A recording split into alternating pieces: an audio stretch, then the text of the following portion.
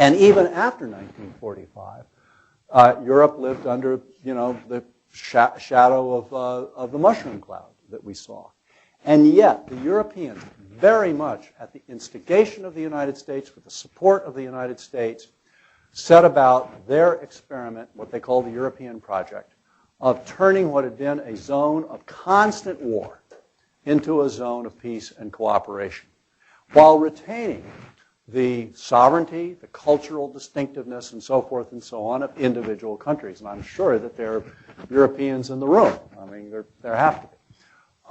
Now, to strike a somber note before going on to the next question, I am very worried that the global recession is going to put in jeopardy the European project, as indeed could put in jeopardy global governance as a whole. And I can tell you a lot of Europeans about that, because you can now see a new mentality, and I'm going to use an appropriate language, sauf qui peut, as protectionism begins to rear its ugly head again.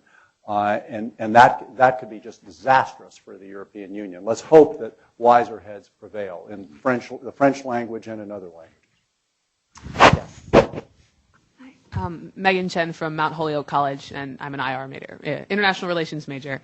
I'm curious as how you think the United States could go about convincing states that might have an emphasis on autonomy as they develop, and perhaps autonomy as they develop, and maybe traditionally, and a fear of great power manipulation. How would you go about convincing them to join in as citizens of the world, particularly in terms of hydrocarbon use, which is sort of correlated to development as well as climate change? So, another good question. By the way, that challenge to persuasion needs to start at home. There is not a robust constituency in this country for the idea of global governance and the sharing or pooling of national authority. There are some countries that are more sovereignty hawks than others. I would say China, India, Russia, and big time the United States are the four leaders that come to my mind.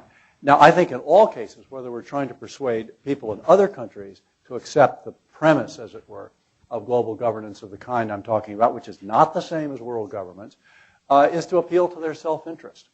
And we have the most dramatic example of that right now is, of course, China, and to some extent, India, both of which are taking the position in the climate control discussions that are now about to get very serious in the coming months, that, hey, wait a minute, why are you, the developed world, which reaped all of the benefits, economic and otherwise, of the Industrial Revolution, now saying that it's our responsibility in the developing world to cap our emissions and stunt or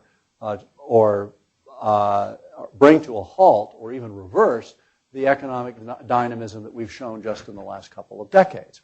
And there's not a glib answer to that, but there is a legitimate answer, which is to say the effects of that steep set of curves I showed you knows no boundaries. And the Chinese and the Indians are already living with the potentially disastrous consequences for the public health of their own people as a result of pollution.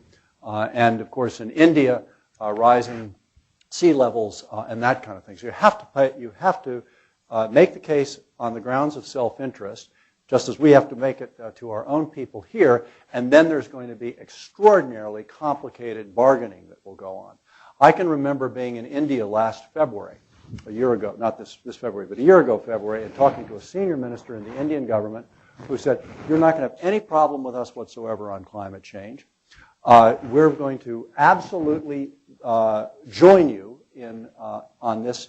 All we ask is a condition that can be summarized in 2 words, per capita, which is to say we will limit climate emissions on a per capita basis. And let me tell you how that works out, he went on to say. Our carbon footprint of the average Indian is 1/3 that of the average Chinese, which is 1/4 that of the average American, which means you give us a 12-to-1 break, and we've got a deal.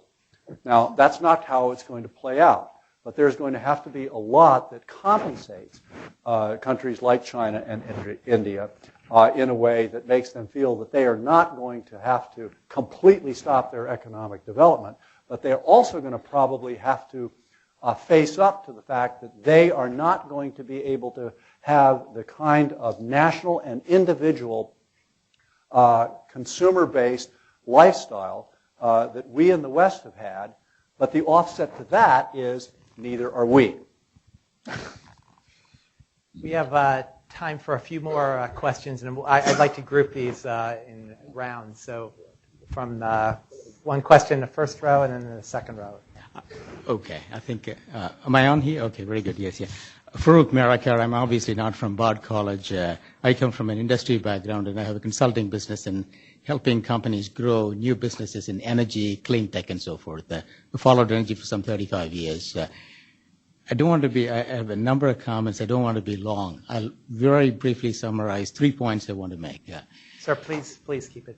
Keep it brief? Okay. Very briefly, I think the United Nations idea is something I do not buy. The idea of nations is a bit of a mythology, and I think what we should aspire towards is a great deal of diversity rather than the idea of nations. That's been questioned. I'm not the first one to point that out. Second, Strobe, I want to take issue with you on the 3 challenges that you put forward, the problems, if you want, climate change, nuclear war, and economic meltdown. I don't believe they are the real challenges. The real challenge is one of energy. I could dwell upon, but I'll keep my points short. One of energy, and I think somebody asked that question. It is really that we cannot carry on the way that we are carrying on.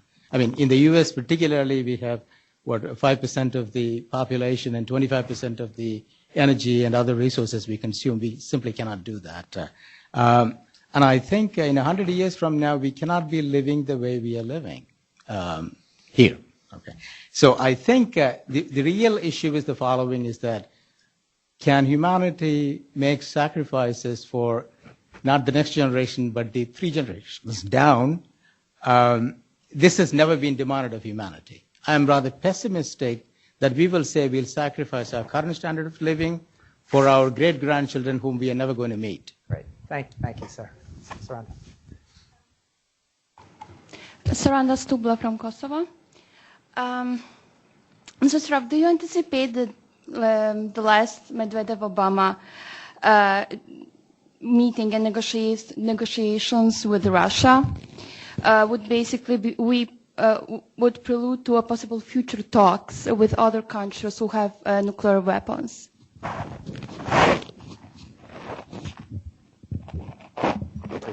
On your last point, sir, I just hope you're wrong. And neither of us is going to be around to find out who's right and who's wrong. I hope that both of our grandchildren and great-grandchildren will be around to see that I'm right and you're wrong. Me too. I okay. hope so. So we agree on something. We both hope you're wrong.